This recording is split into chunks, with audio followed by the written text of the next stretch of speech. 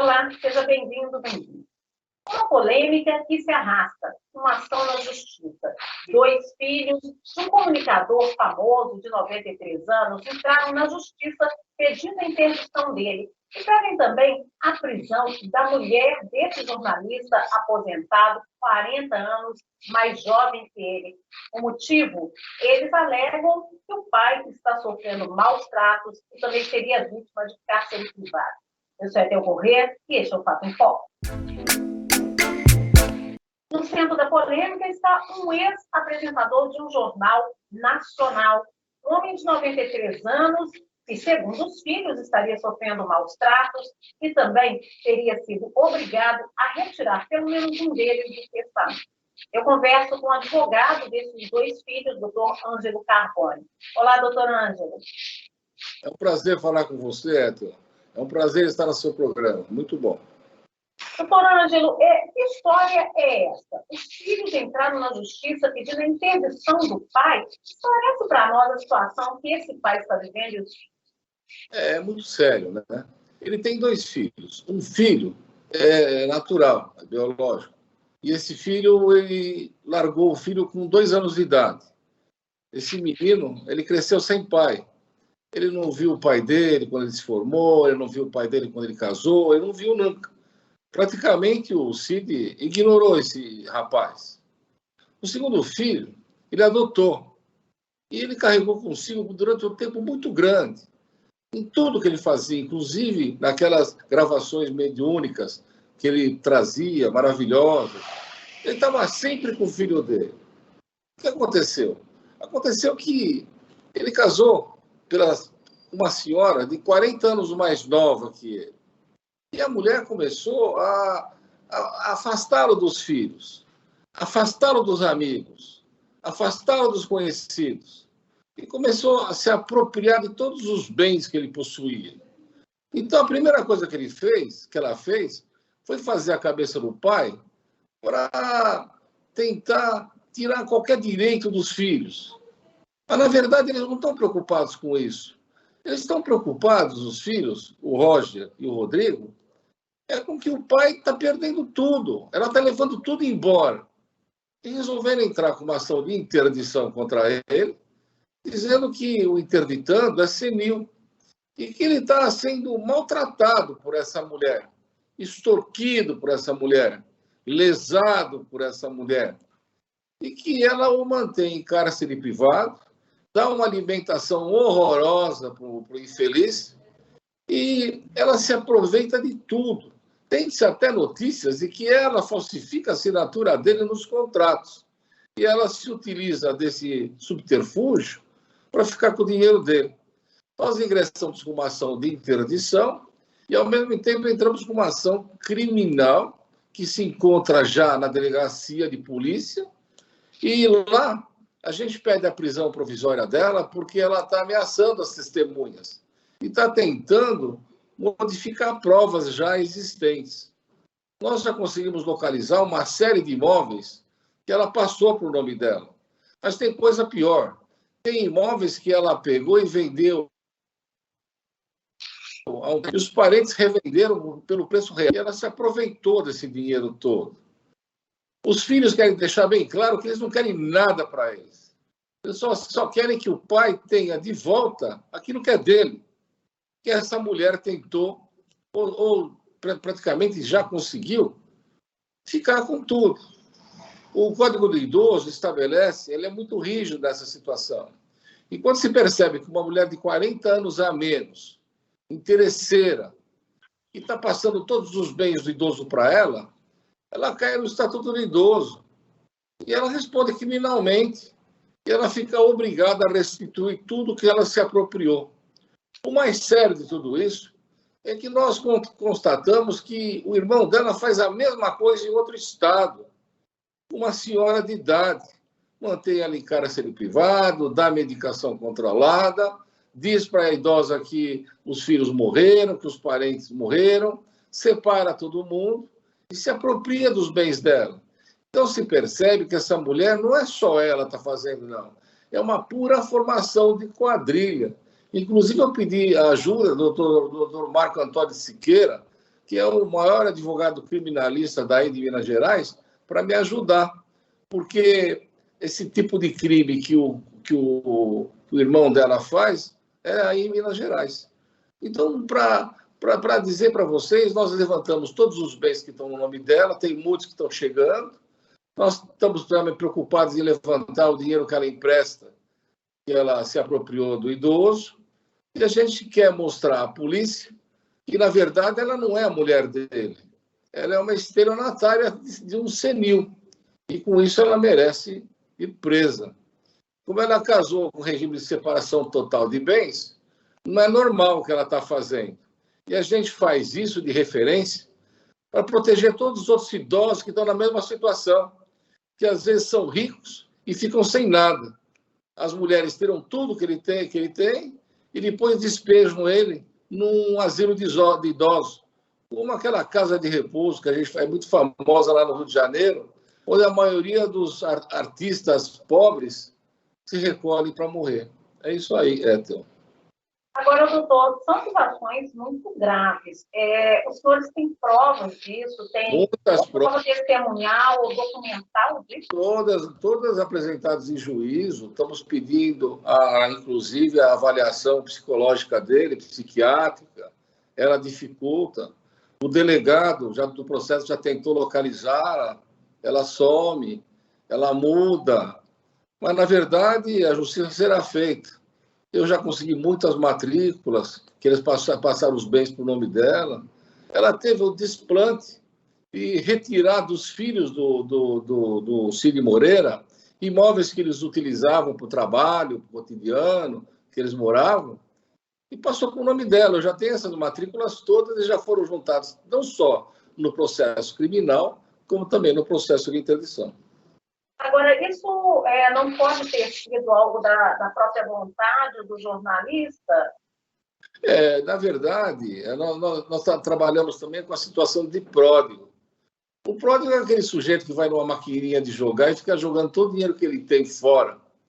Mas é difícil, a gente percebe que ele está senil mesmo, que ela trabalha como se fosse um ponto. Ou se teme que ela dê medicação para ele a nível que ele fique grogue e faça tudo o que ela quer.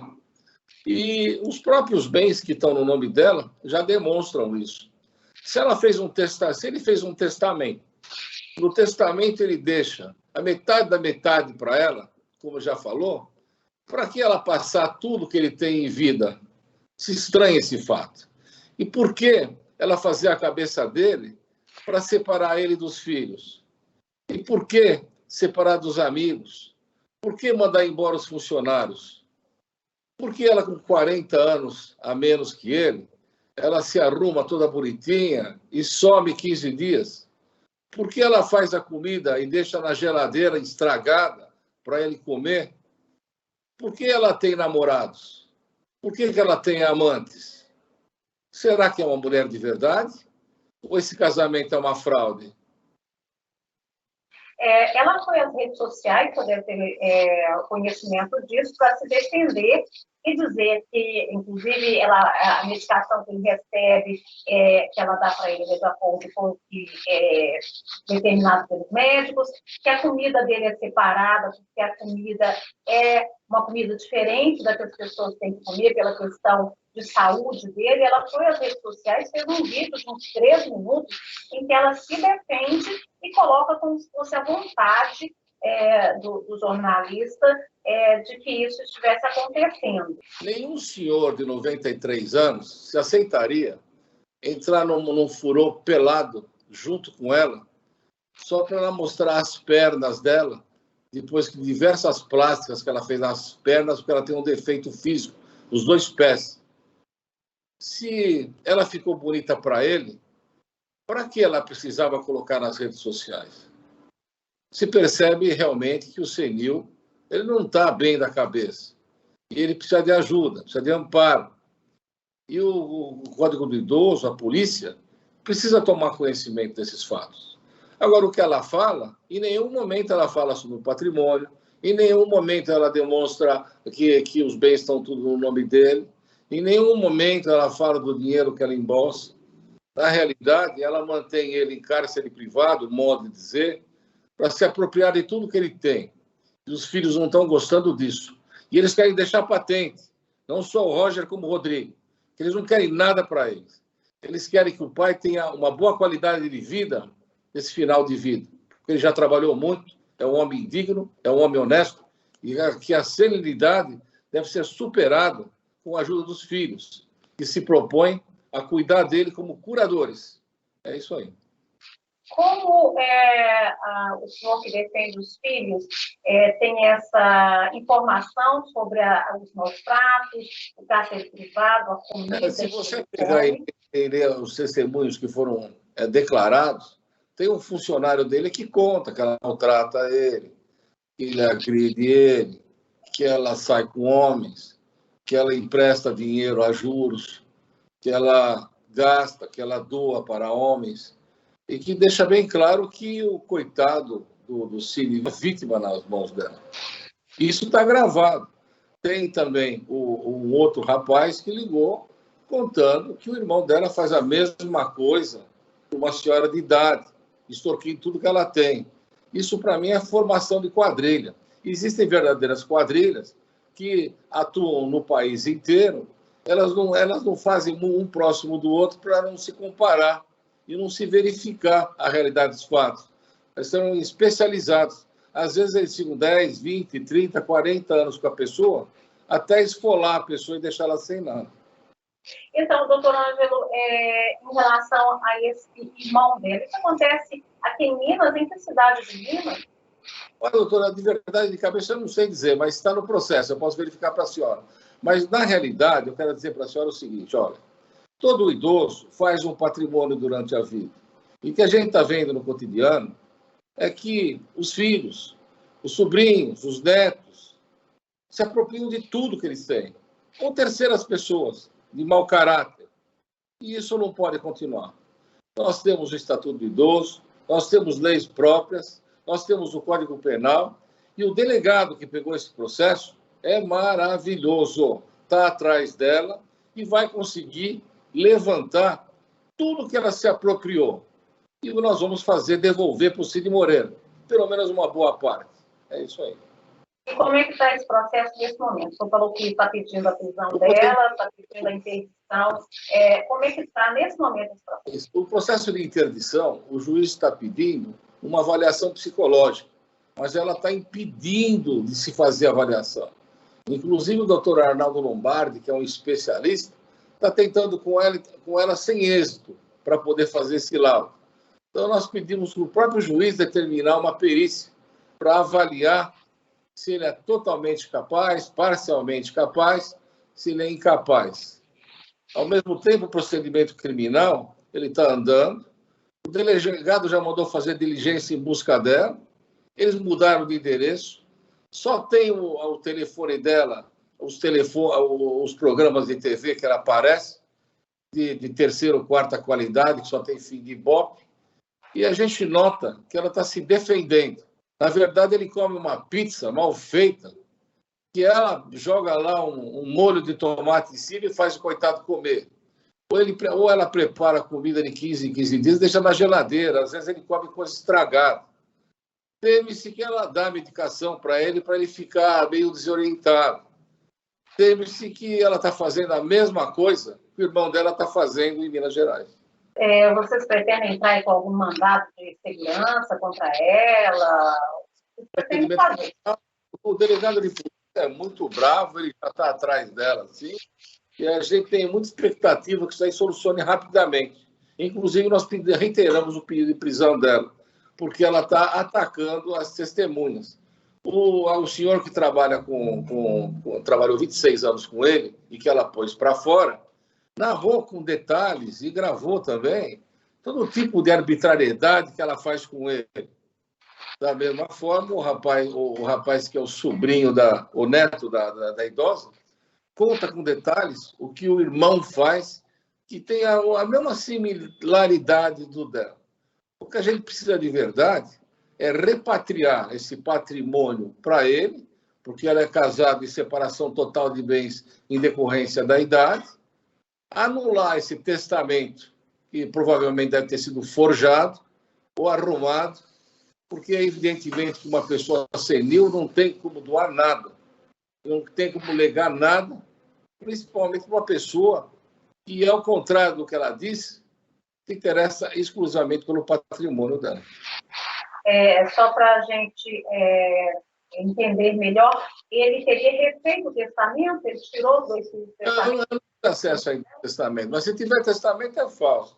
Falso, aliás. É mal feito, ou preparado, ou não teve um médico para atestar o grau de capacidade dele. Mas eu pergunto à senhora, se ele fez um testamento, deixou metade da metade para ela, por que ela está querendo se aproveitar de tudo? Existe uma fé nisso. Existe ilegalidade. Existem crimes a ser apurados. Essa mulher não pode estar na rua. Tá certo. Então, muito obrigada, doutor Ângelo Carbone, e a gente aguarda os próximos capítulos aí dessa polêmica. Eu prometo passar para você tudo o que eu sei. Um abraço forte, Héctor. Adoro o teu trabalho e fique com Deus. Muito obrigada. Obrigada a você também pela companhia e a gente vai continuar a acompanhar esse caso. Este foi mais um Papo em Foco.